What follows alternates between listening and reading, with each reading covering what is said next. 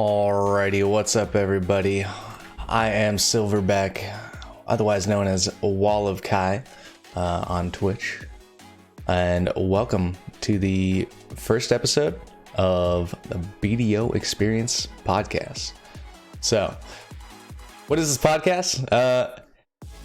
This is a way to keep up with the game, I suppose, letting you know what's relevant, maybe what's not, from kind of a veteran's point of view on the game. So, what makes me a veteran? Well, I've been playing the game since closed beta testing 2, which was obviously before the game was launched on NAEU. Never actually played in Korea or anything like that. I was playing other games. I've been streaming the game since 2017. Like I said, Walakai on Twitch. My main character has something like 700 days logged. Majority of those hours are actual live playtime. I haven't really done a ton. I've only done maybe 9 months of AFK processing overnight and whatnot on that character. And the first year of the game, I didn't do any life skills. I wasn't interested in any of that. I turned the game off after every night. In the last year and a half or so, I've been doing AFK fishing on an alt. So those AFK hours are logged pretty much elsewhere. I was also a GM of a guild called Nox, which was pre-server merge. Before there was one NA server, there was 3 servers. We were on Uno. Nox for the first couple of months of the game on Uno was the top guild. I didn't start as an officer. I just joined the guild with a friend of mine that I played other MMOs with. Was just an officer, and then he moved on from the game and passed me the leadership. And then we ended up basically merging into what was Barcode back then, the original Orcanaria Barcode, which a lot of you are familiar with Orca. Maybe not so much these days, but he was a very prominent figure. And since then, I've been in Barcode. I started as just a member. I moved my way up as an officer. Leadership rolled over after Orca left the game. I became part of the core leadership, shot caller, recruiter, all kinds of different things for Barcode. And if you're on NA, that holds some water, as to say, kind of my veteran status on the game, I suppose. So for today, what we're doing on this podcast is we're going to go over the patches, or the patch notes. And I'm going to give you my take on what I think about Shai without having played it. I had the opportunity to play on the partner private servers, but with the game, I downloaded the game, I tried to get it all set up, and there was just a bunch of errors, and I could never actually get logged in and check it out. So my dry take on Shai, without having played it, without having seen it in game yet, I haven't even really logged into the game yet. To see how it plays out. This is 10 a.m. For this, when I'm recording this. So I don't know anything about it. This is just my initial opinion on it.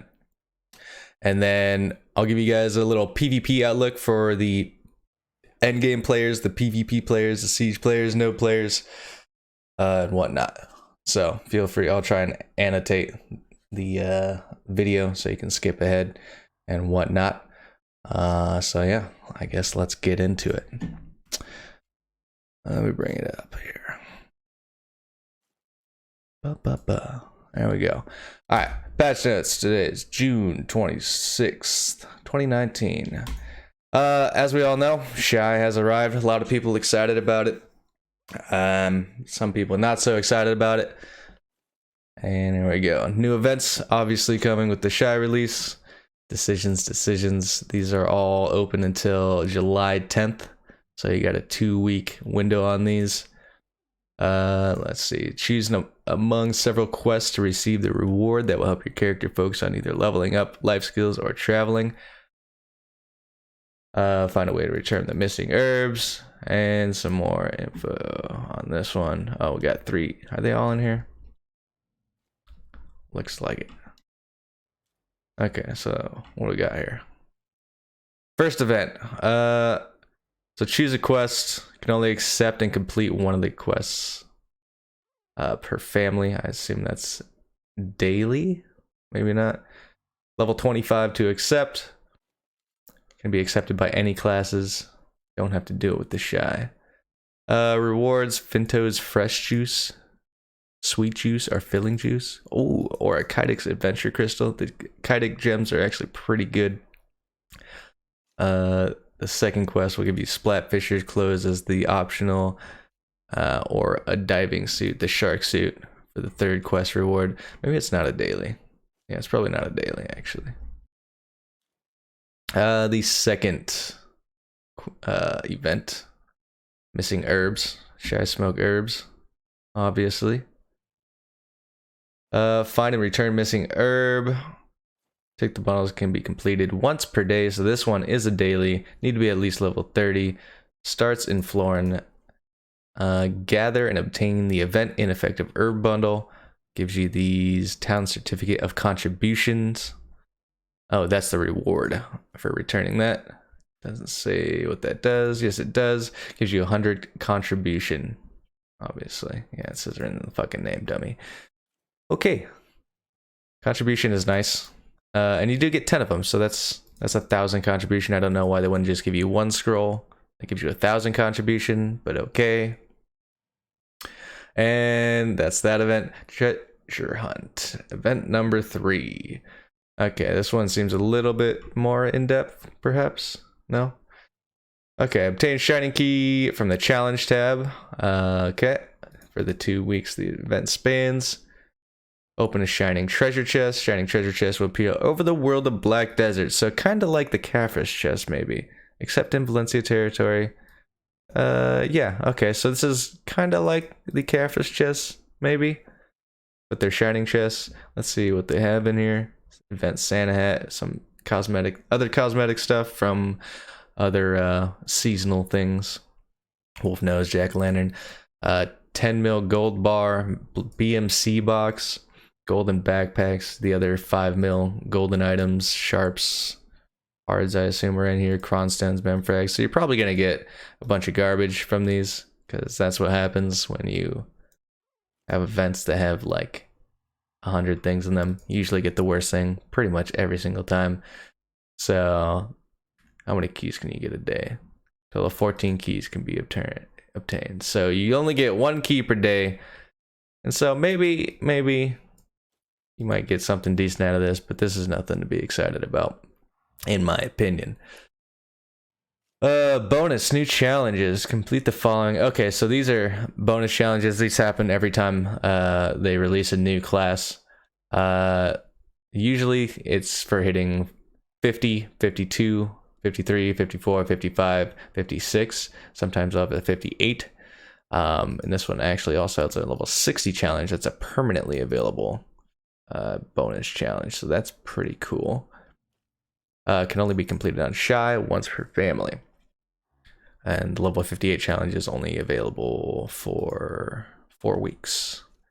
So level 58, that's going to give you 500 mil. That's a pretty damn good quest reward, to be honest, especially if you're already at the end game. You can just throw some gear on it, or you have buddies that farm trees. You can get to 58 in a matter of hours, like 3 hours, if that. Something really stupid quick, especially if you're doing it on the weekend with weekend experience. That's the easiest 500 mil you might make this week. And the level 60 is a 60 Advice of Valks, which is also really good, actually, because with the Advice of Valks, if you're a 60 stack, depending on how many quests you've done, that's a 61 stack, and then you can use the Valks cries and bump that up to a 70, 71, 72 stack really easily. And that's a solid tet stack for a weapon or armor, like a really good stack for that, or a decent tet accessory stack, to be honest. Moving on, for your family, this challenge completed any of the 18 classes. So this is an overall challenge, I guess. Once per family, 50, 56, 58. Okay, don't have to do Shai on this. It's weird. Sealed Book of Combat. 1 day for 50, 56, and 58. So you can get a total of 3 of those. And they're just warning you don't bullshit by fucking exploiting or whatever. Okay, so let's go back here. That event is not bad, actually. Not bad. The other 2 are, I don't know, not very good. The contribution, if you need contribution, that's actually pretty good. But otherwise, nothing amazing. And the missing herb one, or it's nothing great. But that's not bad. Some decent quest rewards there, especially with the challenges. And they're trying to make leveling up a lot easier. So like hitting 60, it's really going to take everybody pretty much no time at all if they just grind a little bit. Okay. Moving on. I already covered these. Yeah, so they made this an event now, apparently. It wasn't an event to start, but now it's an event, and we're on part 3 of the event all of a sudden. The Monster Zone event part 3. So this is going on for 1 week, where they have all these regions spawning twice as fast. We got Media, Schultz, Guard Post, which I'm not sure if this includes Sausens. I would think it would say Sausens. Sausens already spawns in like 40 seconds, which is ridiculously fast and still really good. Hazra, okay, that's fine. In Valencia, we got Bashams. Nobody does that kind of shit unless you're grinding for experience. Bassyden, that actually might make Bassyden decent if Bassy belts were still over 50 mil, which they're not. So that's probably dead content. Roud Sulfur Mine. I'm pretty sure that's supposed to be Road Sulfur Mine, but okay. That's pretty cool if you're farming for the map. Akhman Temple is still boosted for some reason, even though I'm pretty sure I saw notes that they permanently adjusted it. So that's fine. You people that are in Akhman, fucking killing it over there, making more money than anybody else in the game. Even people in Cycrea and Histria. Alright, Kama, we got Forest Roneros, still not a recommended grind zone. Dregan, Shira Ruins. That's good for skill experience, especially with the skill experience boost we're getting today. And Shirikon Necropolis during the day. That's highly not recommended. Cycrea Underwater Ruins got me excited for a second, but it's only for the upper zone, not the abyssal zone. So, unlucky. Not a great zone. Might be okay. I don't know. If you like it, you like it. That's fine. Ongoing events, got a few of them. Already familiar with all that, I'm sure, if you're playing the game. A couple events ended. The Traces of Black Spirit, where you go to all the towns and find the little quest markers. This one was really annoying unless you had a guide. I don't think anybody did it without a guide, and if you did, condolences. Shai Prep event, obviously. Shai Pre-Creation, we all did this. Donkey See, Donkey Do. That one I didn't do anything of. I think you pet a donkey every day. Didn't do it once. Not Camera Shy, it's a contest. Okay, that's all done. Monster Zone event part 2, I guess, whatever. Ending, but you're re-upping some of the zones in there. And they're distributing rewards for those events, which is cool. And they're also distributing the guild support, the guild event, where they're giving everyone basically 10 billion guild silver. I mean, what do you mean crossed out here? 300 or 700 million? No, are you kidding me? This was supposed to be 3 billion and 7 billion for doing a node war and 7 billion for doing a siege. They ninja changed it to 300 million and 700 million. How scummy. This is the first time I saw this. That's fucking scummy. Wow. The old bait and switch. Get everybody to place dead drops on all kinds of regions during siege for 700. Literally costs almost that amount to place and build a fort for a siege. So that's a huge debate, and that's a pretty big slap in the face. It's pretty gross to be able to go back and be like, oh, just kidding. We didn't mean that. We meant 10 times less than that. That's your reward. And also pretty scummy that they're giving out the same titles. Like, be a little bit creative, you know? It's a different event. Give out different titles. It all this does is like makes the people that earn these titles before kind of salty, because now it has less meaning. It had a lot of meaning back then to have like a Bloodlord title, but now there's a lot more guilds and a lot more people. Like, it doesn't matter that you have Bloodlord anymore. Not that anybody used it, but a little bit of personal bias coming out of that one, I guess. Shai was added, and developers notes. I love these developers notes. These are actually a really good addition that I've only started kind of recently. And they're pretty cool. So they say the Shai has been a beloved part of the world of Black Desert. I don't know if anybody really paid any attention to Shai before they announced it as a class, to be honest. I think the most notable Shai was the one in Velia that would point at the giant and say, "Do it better. Do it better." Yeah, and everyone hated that little girl. Everyone thought that was a little girl, but I'm pretty sure everyone hated that. And then they changed the voice and whatnot. It's still terrible. So yeah, we get Shai today. Shai is not a combat-based character, so she offers new ways for you to play. Please go ahead and begin a new adventure with your very own Shai. That's fantastic. So we'll just read over these real quick. Shai are from Florin. They already know alchemy and gathering.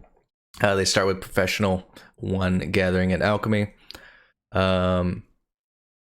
If you roll off the alchemy and gathering, it won't drop below professional. At first, I thought this was an easy money grab for them to use experience transfer coupons. Be like, oh, you know, let me transfer all this free experience to a different character. But apparently, the experience that transfers is only the experience that you've actually gotten. So if you've gotten from professional 1 to 2 and then you roll it to a different character, it might only bring them to like skilled 1 or whatever the conversion is there. So kind of cool though to have a I guess a life skill starter class. So she's from Florin. She experienced more friendly dialogue with Florin villagers. That's pretty cool, to have different interactions based on your class. Slightly different quest lines. It's kind of cool too. Excuse me. Exclusive bonfire tool. This one's pretty cool too. This is kind of more RP, but I like it. The bonfire tool takes some logs, some rough stone, powder of flame, and you can make a bonfire. It lasts 10 minutes. It gives you a little bit of healing over 10 seconds. Nothing crazy, and will cure your hypothermia. I think this will be used mostly in for RP purposes and memes, but it's a pretty cool addition to the game. Just little things for people to gather around. And a 30-minute cooldown. So you need 3 Shais to keep one up permanently, you know? Shai likes donkeys. She knows how to handle donkeys. They can even gallop with them. Prefers donkeys and not yet ready to mount horses. So I guess Shai will be able to ride horses later. Maybe not. That's how things go with Perlibus, is when they say, you know, it's coming. A lot of the times it just never comes. So, yeah. When she gets interested in horses. Found my kink. Just kidding. Damage dealt by Shai during PvP is greatly reduced. So I saw some clips of Shai doing whatever damage they were doing in a battle arena to somebody that had like 10 DP. And it was like a full combo, if you want to call it a combo. And they were doing almost 0 damage. So this class is not going to do any PvP damage. It's purely a support class, and I'm not sure how much it'll be used. We'll see. Again, I haven't seen it in action yet. So yeah, it doesn't do any damage whatsoever in PvP. PvE, it looked to be just fine from everything I saw, but yeah. Special Shai icon. Same for the class icon. displayed in the first slot during character creation. Talk about pushing your new content. Shoulders are too small for small cats or birds to rest on them for your pets. Okay, that's fine, I guess. And you can't open costumes on it yet unless it's been released, obviously. The 7-day Fisher Splat, the fish costume, and the shark costume you can't open, though. We got 3 new donkeys to celebrate release of Shai. Dev's comments say, donkeys have been part of the world of Black Desert since the beginning, but they never received the attention they deserve. I don't think anybody really cares about a B-tier horse. That's not even a horse. The release of Shai would like to give donkeys a well-deserved fresh new start as well. Although they cannot completely replace horses, we plan to start them off with being companions of Shai and add more donkey-specific functions as time goes by. Not being noticed by monsters and having a sort of roaming mode would be good examples. So that's kind of cool. Having like a donkey as like a grinding companion, I guess, that you can park near mobs and whatnot and have the mobs not attack them, and you can offload your loot. I think donkeys should have higher weight capacity. The roaming mode I don't think matters at all. I don't think people are gonna get much out of that, or you can lay down on a donkey or whatever. I don't think that has any weight to it. But the not being noticed by monsters, and if it was also had additional weight capacity, although that doesn't, and extra slots, let me add that too. I think that would be really helpful for a lot of newer players. So decent direction, I guess. Looks like these new donkeys are named. They're Jerome, Churros, and Valet. Special skills from leveling. These skills can be used only by Shai. New donkeys can acquire 4 skills as stated below. So they're kind of like camels, I suppose. Skill Just Chillin' is already learned on level 1. And the other 3 skills have a high chance to be learned as they grow. We got Hind Kick. We already know what that is. Run, which is just sprint, basically. Step Side. Dash forward to hit enemies in front. So that's charge. I think that's supposed to be step aside. Step side. That sounds like sidestep. But that's not what that is.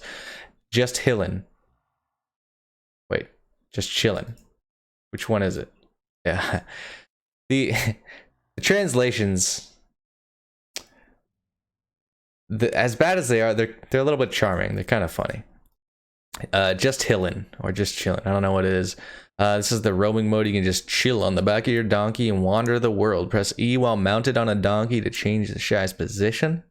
Press it again to lie down on your back. Press T during these positions will make the donkey set off on a slow walk. I don't know what the purpose is of that. I don't think anybody wants to slowly travel the world. I think we've all been running around this world plenty long enough, at least most of us, to know pretty much exactly where everything is and what's going on. I guess the idea of this is that you can just kind of roam through areas that have mobs, because the mob doesn't attract enemies, but maybe the Shai still does, so maybe that doesn't even work at all. So I don't know. I'm not 100% sure what this is supposed to be for. You can travel the world of Black Desert more easily once you grow your donkey to acquire all the skills and their items equipped. We also got some donkey gear. We didn't get our new horse gear. Our yellow tier horse gear. Didn't get that, but we got some new donkey gear, boys and girls. Aren't you fucking excited about that? That's great. And you can use your mount skill change coupons and all that cool stuff on your new donkeys and enhance their gear, because I'm not sure any of that's going to matter at all. But yeah, fantastic. Something to note, donkeys do take damage from mob AoE, even though they're not aggro targets for those mobs, so you can't completely stick them in the middle of mobs and have them be totally fine. And you can make your new donkey gear in these workshops, or at horse workshops, or just workshops, I guess. You can dye the donkey gear. Okay, here we go. Moving on to some actual content. We got Black Distortion Earring, which is like the anti-narc earring. It was called Erosion, I think the translation was, but I guess we got Black Distortion Earring. So it starts with a base of 6 AP, 6 accuracy. I believe that's the same. It might have a little bit higher accuracy than the tongue grad earring. But it scales 3 AP per enhanced level, gives you 2 accuracy. That's the same. And the kicker, -1 DP, -1 damage reduction. Damage reduction being the same on Narc per level. So you're getting a higher AP and you're lowering your DP at the same time. So it's the opposite of a Narc earring where you're gaining DP, not getting as much AP. This earring is going to be really expensive to start with. I don't think many people like grinding Star's End. I don't think it's going to be a premier grind spot. I think from what I've heard, the mobs are tankier than, or maybe on par as tanky as like Cycrea mobs in the Abyssal Zone. The trash isn't amazing. I don't think the grind spot is very good, but this might make the grind spot decent, but I'm not convinced that people are gonna grind here as like their main source of income with the idea of selling these earrings. So I think the price of these is gonna be like 300 mil each. Think like tongue grab belts, kind of expensive. And also it's like, for a lot of players, it's going to be the new best in slot earring. For those players that have pen armors and whatnot, and a lot of Caphras that can take the DP hit. Most people can't, but a lot of people in the end game do have the luxury of being able to sacrifice a bit of their survivability for a bit more AP. And I might even switch from a Tet Narc to a Tet Black Distortion earring. Eventually, because that'd be an 8 AP swing and an 8 DP swing for me, I believe. I'm thinking the stats correctly at Tet. So that's pretty interesting. That's a lot of AP. It's also a lot of DP, but I think the sacrifice for AP at that point is pretty damn good. So they drop from mobs at Star's End. I've actually haven't been to Star's End yet because I had zero interest in the Black Star weapon, so I don't know any of these mobs but that's a lot of mobs actually. So this might actually have a decent drop rate, and if it does have a decent drop rate and the place is farmable, you might see it drop down to 200, maybe sub 200 eventually. But I think for a good long while, the price of this earring is going to be very high, very, very high, and I think it's the kind of earring that if you want, you're going to have to kind of grind it yourself. Otherwise, the price is fucking way too exorbitant. Anyway, moving on. Oh, developers comment on this. Initially, the earring was planned to be added with Star's End, but we needed more time to test it because it's different from existing items. Is that why? Is that why you held it back? Not sure. The Black Distortion earring has high AP, will drop your DP. Yes, we went over that. With this plan to give more choices and items to adventurers depending on their playstyle. What's your playstyle? AP or more AP? Yeah. I guess we'll go with depending on their playstyle. Okay. Fix the issue where the game client would occasionally shut down when certain effects from character motions came out. That's annoying, so that's nice to get fixes like that.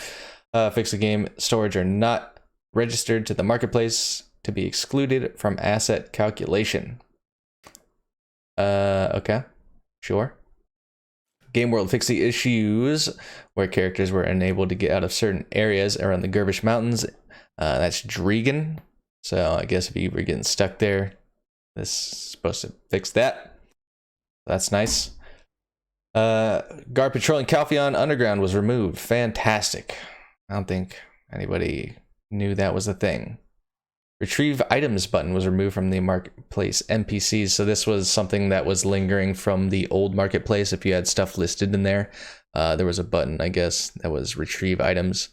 And it looks like they just sold all those items for you, deleted the items and gave you the silver cost of those items, or what the marketplace value of those things were.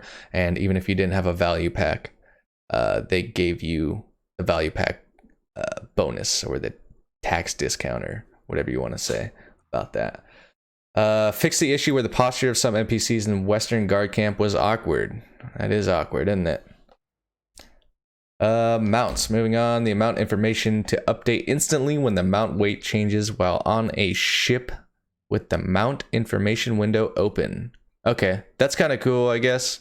If you have like the P menu open, and you're like losing stamina or losing HP, it'll update in real time. I think that's what that's getting after. Fix the issue with Krogdala's Origin Stones. It would not be applied during course of training when it was in the last slot. So if it was in slot 192, you couldn't use the Krogdala's Origin Stone. So that's kind of a small bug. Fix the issue with a horse flute before getting on the Old Moon Sky. Okay, so this is cheeky. This is a workaround for crate traders.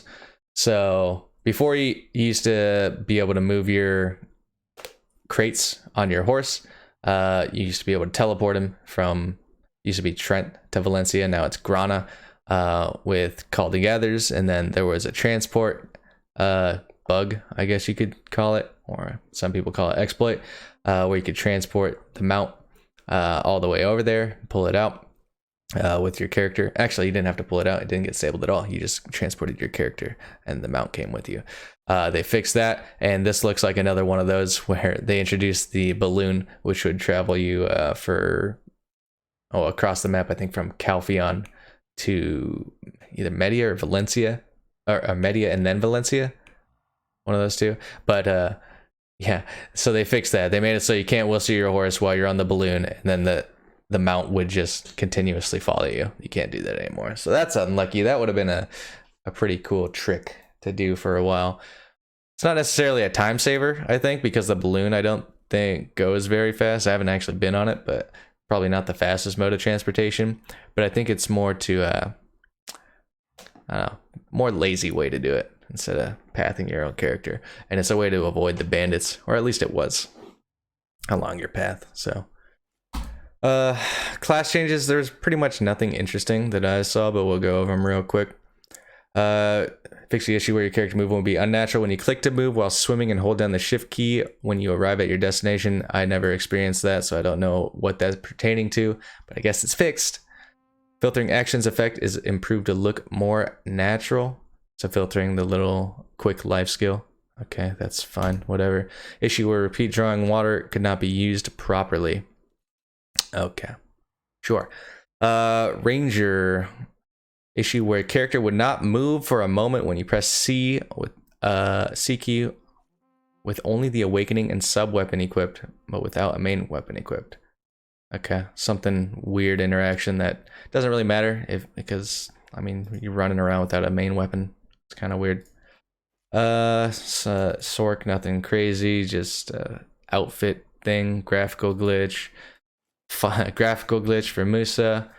Archer got something fixed when you're in combat stance, just graphical. Camera movement was unnatural when switching from non-combat running into combat mode while on a mount. Pretty niche cases here. Central market category of Glorious Shootad was fixed. That's probably nice for you guys.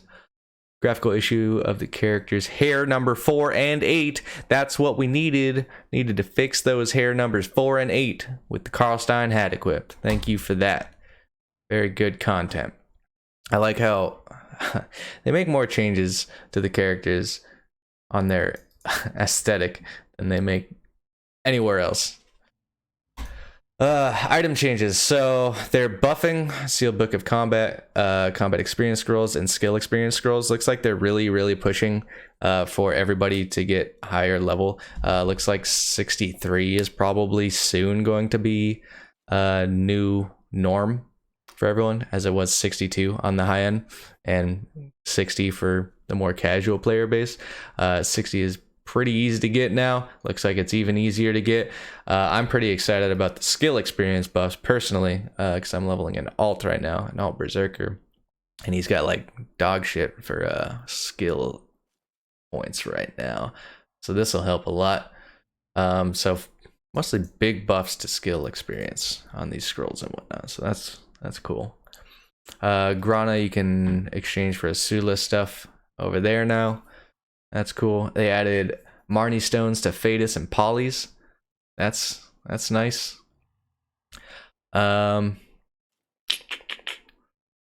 Stackable. Okay. Yeah, they made a lot of items stackable. Notable items would be bells, and various other boxes that wouldn't, or bundles and stuff like black stones bundles and mysterious chests, advice of Valks, horse gear boxes, gathering tool boxes, bunch of other stuff. It's now stackable. That's a nice quality of life change. I approve. Text was added to item collection increase scrolls. So loot scrolls. This is nice to debunk the idea that popping a loot scroll on things like Gyfin or Miramok or Vel increase your loot or give you any sort of bonus if you're last hitting. It doesn't. So they added the tooltip. Party monsters are the item effect is not applied on monsters from which loot can be shared, like bosses or party monsters. So good clarification change there. Mysterious accessories are purchasable from shop NPCs. Oh, they're now stackable. We kind of went over that in your fucking previous note, but I guess they wanted to reiterate. Side note on that, mysterious accessory boxes, don't buy them. They're a huge money sink, and you're not going to get lucky. There's been large sample sizes conducted tests, and you lose a lot. You just lose your money. You're gambling, and the house wins every time. So don't do it. Description: the conditions required to use combat skill experience coupons was changed. Weapon exchange coupons, so descriptions added to those. Pearl shop update, and we can pop open that real quick. We got some Shai bundles with pets, a couple loot scrolls, some experience scrolls, book of combat, some housing items, carrot, donkey, bullshit, garbage, unless you're into that sort of thing, I guess. Links, I don't know if that was a pet before, but that's a thing now. You can get the alchemy clothes from Shai or for Shai. Some glasses, links. Some of this stuff is sold separately. Costumes for Shai. Oh, look how cute. Aren't you adorable? You're a child. That's great. Okay, monster changes. So we'll talk about this a little bit. They're kind of revamping or trying to revamp grind spots, which is a really good direction to go in. And looks like the main thing they've started with is Akhman. They made the mobs spawn super fast, so that you only have to grind one room. Opens up a lot of rotations for people. So because Akhman has a bunch of different rooms, and so it can house a lot of people grinding there on one channel. And so they made, from what it sounds like, all the rooms viable to grind, and relatively similar in the loot that you can get. So that's nice. They've tried changing Fadus and Polys. I think we got those changes already. Fadus still not very good. Polys, I've heard you can actually make some decent money there. I've heard as much as 90 mil an hour actually, with the different things that can drop over there. So that's actually pretty good. But Fadus, I'm still not convinced is a good spot. I think the experience is just okay. I think the skill experience is decent, but the income there is still not good. And when you're comparing, when it's supposed to be the Sassan's equivalent in Kama Sylvia, that's a pretty high bar, because Sassan's is extremely good, even through late game content. Like, you can still make probably 60-70 mil an hour there if you're well equipped with maids, and some other things. Really quick pets.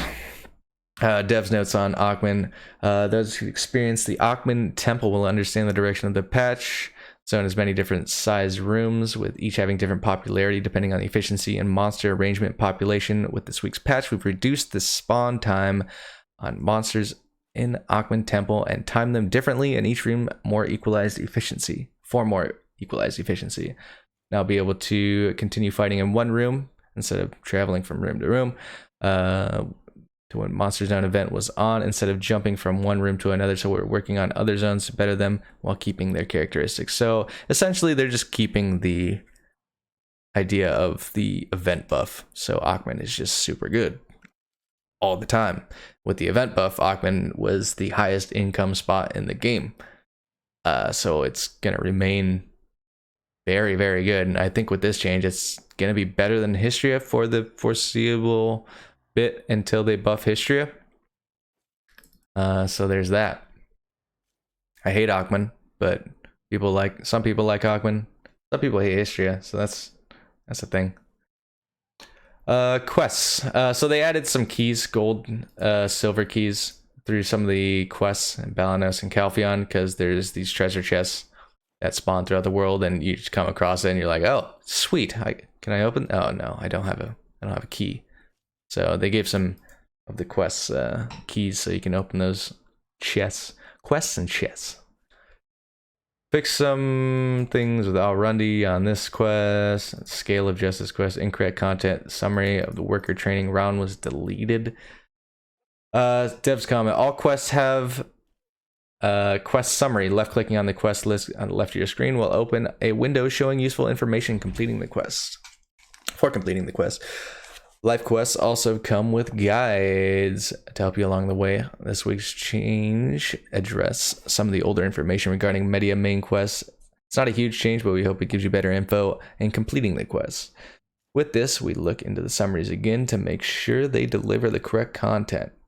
We'd like to thank the adventurers who pointed it out to us. So just some clarification in the quests and making it a little bit easier. They've been working every week. They seem to work on quests and improving how that flows. I think that's because the biggest part of the player base, which is the casual player base, is so used to just questing through MMOs and whatnot, and having a good questing experience is a pretty integral part of like having a successful MMO. So good job on that, I guess. And I've actually been doing a lot of quests for the Rulipi 4,900 for the fail stacks, so having a smooth quest experience is pretty nice. And like the horse, being able to talk to NPCs on your horse, that shit is amazing. So good content, good updates. Not gonna hit a lot of the end game players with any of this, but good updates for people that do a lot of quests. Express delivery porter escort quest accept condition was changed. So we got a bunch of specific quest changes here. I'm not going to read out all those because they're highly specific and requests that sometimes take about 15 seconds to complete, and they're just changing a tooltip. We're not going to go over that. Moving on. Interface changes. Yay. Maybe not. Usually interface changes are for the worse, but sometimes they're nice. I won't say usually. Sometimes they're really bad and unchangeable, but sometimes they're good too. Change the color of the buff icons at the top left of the screen. Buff icons. So I assume the ones with the value pack and the comma blessing and all that, they changed the color for whatever reason. I think it looked fine before. Shouldn't be putting energy into that, in my opinion. Fix the issue with the crystal icon would not disappear in certain situations, transferring them into equipment. Okay. Multiple targets by dragging when extracting reform stones. I didn't know people still use reform stones, but all right. Central market related error message would continually appear even when the central market is not opened. That's good. That shit's annoying. Voice over. Oh shit. Oop, I had an alarm. Voiceover language in settings was fixed to display the user's current language settings. Okay. Fix the issue where the Pearl display location on inventory window would occasionally be abnormal when opening it. All right. Name of the quest extra tab would overlap with the buttons. All right. Nothing crazy. Following family buffs were improved. Wait, family buffs. related UI window under or guide you to a certain NPC when using LMB on the icons. Appearance change coupon. Oh, dumb. Okay, well, I guess whatever. So you click on Murph's palette or Armstrong skill guide or Cliff skill guide, and they'll like point you to the skill trainer or whatever that may be. Moving on. Scrolling will be unnatural when collecting or canceling the transport. Find my location. Space text was changed to display as space even when the hotkey is changed. Function is fixed to space. Find my location. I don't know what that is. Okay. Some buttons seemed non-functional in the Find NPC menu. Okay. I use that Find NPC menu quite a bit, so that's pretty nice, I guess. Additional text added to send function on transport menu. Goods can be transported even when the desired node has not been invested in. It's just triple cost. Undiscovered nodes will not be shown because you don't know what the fuck they are. Sound was added to Imperial Trading. Ooh, how exciting.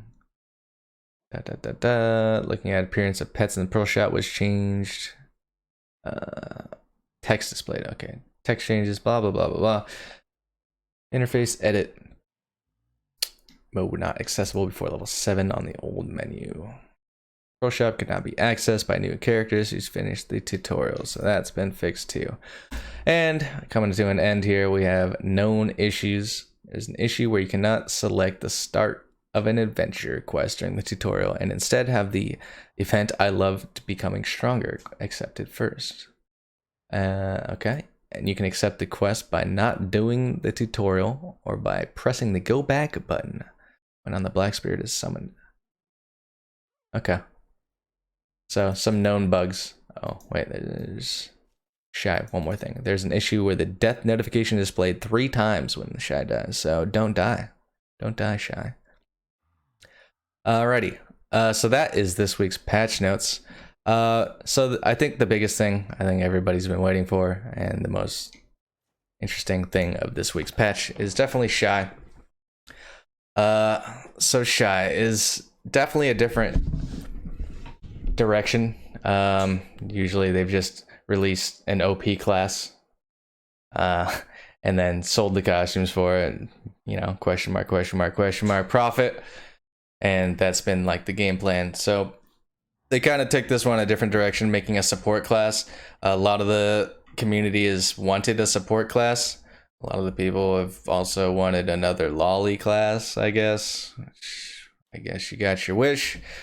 And you got both of them if you're after both of those things. So support class. This class does no damage in PvP. We kind of went over that. And is probably going to be focused around buffing and area control. That's fine. That's fine. I think it could be a good addition to the game in PvP. But I'm also worried. Namely because of the bubble. I think it's a 5-minute cooldown. It creates a bubble that's impassable. It makes a barrier that people cannot pass, and when they try to pass through it, it desyncs. And it'll push you back to your location before where the edge of the bubble was. So it's not even a clean barrier, at least from videos I've seen. Hopefully it's been cleaned up a bit, but I don't think this is a good mechanic to introduce to the game on a large scale, because it changes the dynamic of the game and how it plays with the amount of denial, like preventing an entire guild from pushing through a choke, for instance, a castle.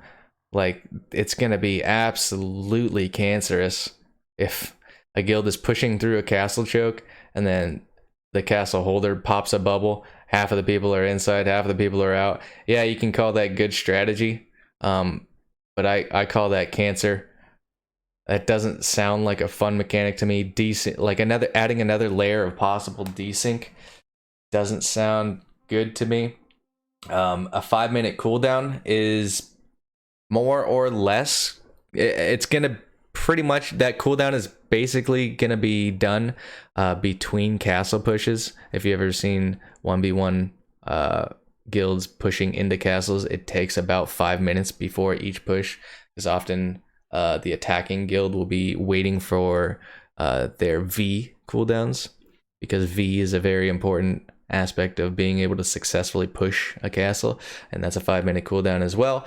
So you're waiting for your Vs. You're going to be giving the defenders the opportunity to give their bubble cooldowns, and that worries me a lot. Other ideas of, like, on Node Wars, just being able to put a bubble, say you're back on defense again, their enemies pushing on your fort, and you can just pop a bubble on top of your fort, and people cannot they can't throw damage through the bubble, they can't hit the fort, and they're just kind of staring at a bubbled fort, and there's really nothing you can do. I don't know exactly how it works. I don't know if maybe you can get the ability to be canceled by killing the Shai or something, but it doesn't seem like you can do that, because if the thing is impassable and you can't damage through it and the Shai is inside of it, I don't know the counter to that. I'd have to think about it some more, I guess, but I just don't like the idea of introducing an artificial wall, a temporary artificial wall that can be casted by multiple people in a large scale setting. It's a bit worrisome. Other than that, I think the idea of a support class is definitely interesting. There's some people that really like that play style. I think it's also interesting that they're only giving the class like 10 abilities and maybe a handful more in Awakening. So it's gonna be very basic, really easy to pick up and play, I assume. Supporting with healing and buffs. I don't know all the abilities. I just know a handful of them. But yeah, other than the whole bubble thing, I think the idea is really cool. I don't know about the whole only riding on donkeys thing. That's kind of weird. Not very helpful when it comes to large scale and you have to move with your guild and everyone's on fucking tier 9 and tier 8 coursers, and you're over here riding a donkey that you go on roam mode with that walks across the map. So not sure how that's gonna work very well. Maybe you'll have to pick up a ride on a two. Can a Shai ride a 2-seater? Because they can't ride a horse normally, right? But I wonder if they can ride a 2-seater. Huh. I guess I'll be figuring that out later today. But that's pretty. That'd be so shitty if they couldn't. I think they're kind of boned for travel, if not. Starting off with a couple of life skills that are higher. That's pretty nice for some of the newer players that don't have established life skill characters or whatever. That's pretty cool. Looked to me that the PvE was pretty strong, or at least decent enough to be able to grind everything just fine. Don't know if AP scales. I would hope as a support class, since it does no damage, it has to have a purpose for having AP, right? So I really hope that the support skills scale with their AP. Otherwise, you're just gonna have a bunch of DP Shai that are very difficult to kill and are just throwing out big heals for free because the heals don't scale. And I don't know. I just really my fingers crossed that they have some kind of AP scaling that isn't just for PvE. Otherwise it'll be kind of weird. And also their Awakening kit also doesn't have damage abilities, if I remember that correctly. It's the lute or the guitar or whatever that was. I don't think it has damage abilities, so I think it's just full support. So I'm really hoping, once again, that it has AP scaling. So yeah, Shai has me a little bit worried. Because it really could kind of break the game for castle guilds for large scale. It could make the game really, really dumb. It's already cancerous to push a castle, and if you add an artificial wall, an artificial barrier, it's gonna make it way worse. It does not sound fun. Does not sound fun. So that's kind of my thoughts on Shai. Moving on to the last part of the podcast today is giving you guys a little bit of a outlook for this week's PvP. This is more for the endgame boyos, the siege boyos. So last week, had some guilds taken out of regions, some guilds moving into regions. You got Vexus in Valencia, you have Cho Nation in Media, and who's in... I don't remember, actually. Using Calpheon. Man Up is in Calpheon. So this also means that Snake, once again, is not in a region. They did not go to Media. For the first time in maybe 3 months, they did not drop on Media. They've been solo dropping on Media forever, trying to just, wait out the whole Zerg over there that's been keeping them out. The first time they went somewhere else, and they went to Calpheon. This is very interesting. This shows something changed. I don't know what changed. Maybe their mindset. Maybe they got bored of it. But they also, another interesting thing is they also had an ally this weekend in Kyokai. Now Kyokai not being the most not the strongest ally you could possibly have, but it is an ally. And if Snake starts getting a faction, things could start to get interesting maybe. But once they build a faction and they get back into a castle, I don't see that faction getting anything out of it. The allies, that is. Snake is going to get their castle eventually, most likely, if they build up allies. And that's fine. Like, they can have a castle. But I don't see those guilds, getting anything out of it other than, the favor of Snake, which doesn't really amount to very much. I don't think, a Kyokai is really going to be paid off. They might get, one rotation into the castle, and then Snake is going to sit there for as long as possible again, or however long the server lets them do that. But it's just kind of interesting.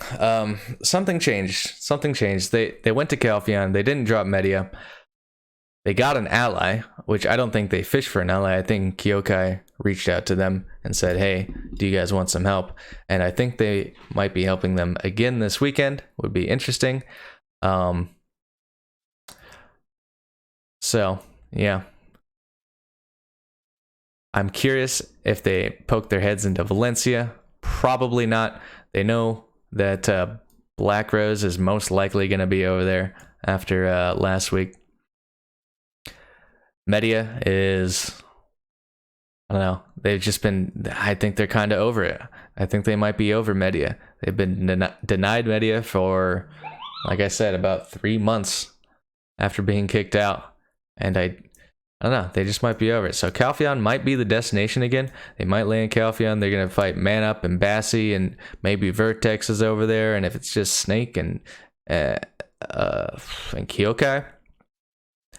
that's an interesting fight. But they're actually, if that is a 3v2, that's actually super interesting. Bassi, Man Up, Vertex against Snake and Kyokai.